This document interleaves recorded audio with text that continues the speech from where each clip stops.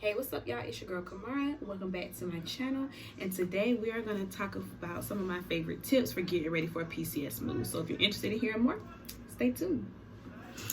All right, so today, honey, I'm going to spill a little tea on how to get ready for your PCS move, okay? So, number one, because we're just going to jump into it. It's no point wasting no time because, you know, y'all didn't come here to hear me ramble. So, let's just go, right?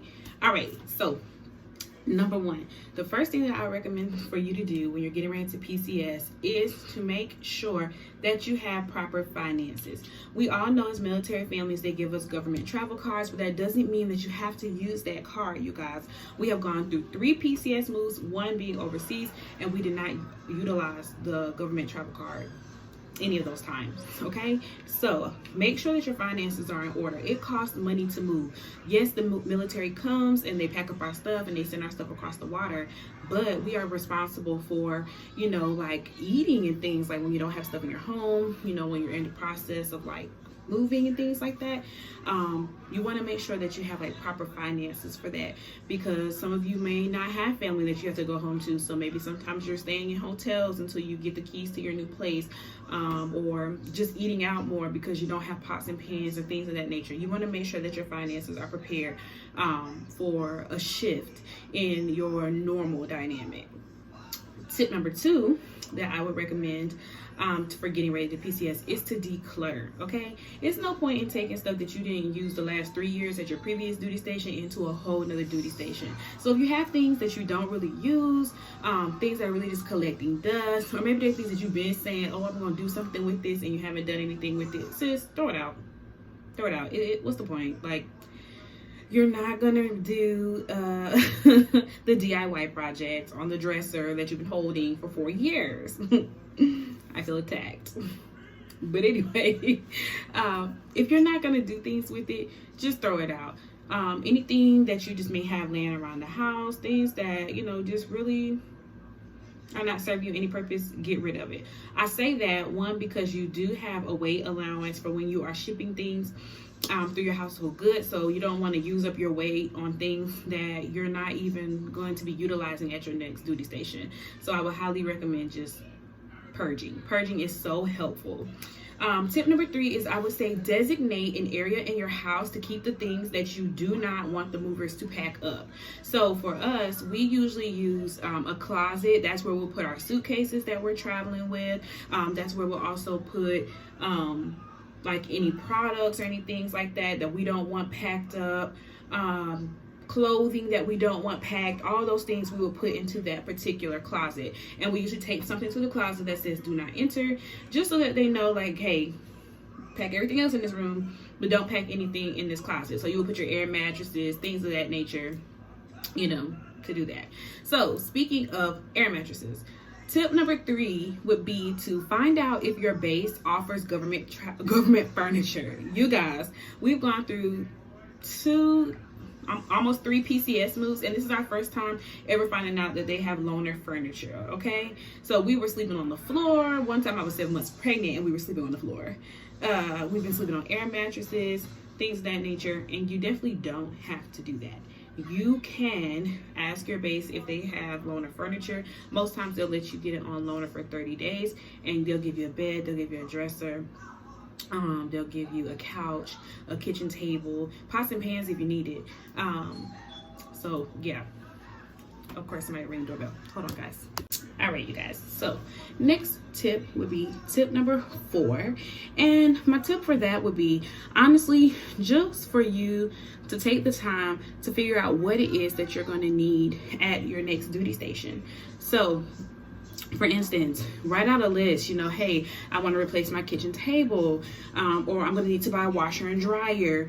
You know, just start thinking in your mind of the things that you're going to need when you get to your next duty station, so that you can already have a plan, a budget, to be able to secure those things, okay? Because for us living overseas right now, we're actually about to move, and our washer and dryer doesn't belong to us. They actually gave it to us here in the housing. So going back to the States, we're going to have to buy our own washer and dryer for our home. So that's something that you want to budget for, because washing and dryers ain't cheap, honey. So you know, think about those things. What are some things that you're going to need when you get to your next duty station that you don't already have? So maintaining a budget for your upcoming expenses also is very helpful. Tip number 5, pack light. Okay, Erykah Badu said it best, honey. Pack light. Okay, yeah, they give you 2 bags per person, you know, when you're flying, but if you don't have to take all that stuff, don't, because most of us be staying at our family houses, you know, we be staying in hotels and stuff like that. That's a lot of stuff to have to deal with. Okay, so only take your necessities, take your clothes, take your hygiene, you know, take some things to keep your kids entertained if you need to, but I would not recommend traveling with all that stuff. Coming overseas, we travel with 10 suitcases, 2 car seats, and a double stroller. Honey, I would never do that again.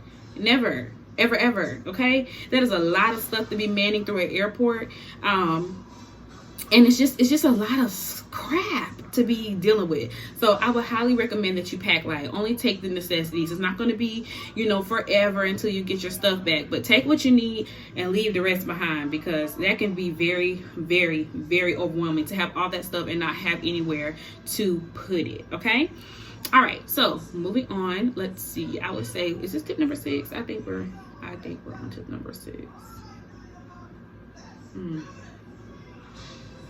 Yeah, okay, so we're just gonna say this is number 6, and if it's not, y'all just gonna have to like forgive me at this point. Okay, so yeah, all right, so tip number 6 that I would recommend just for preparing for your PCS move would also be to go ahead and join some of the local pages for your next duty station. So if you're a military spouse like I am, there are wives pages for the spouses, wives, husbands. You know, you can go and join the spouses page. On those pages, you can ask a lot of questions. You can start asking people, hey, how do you have your house set up, if you know what neighborhood you're going to be living in.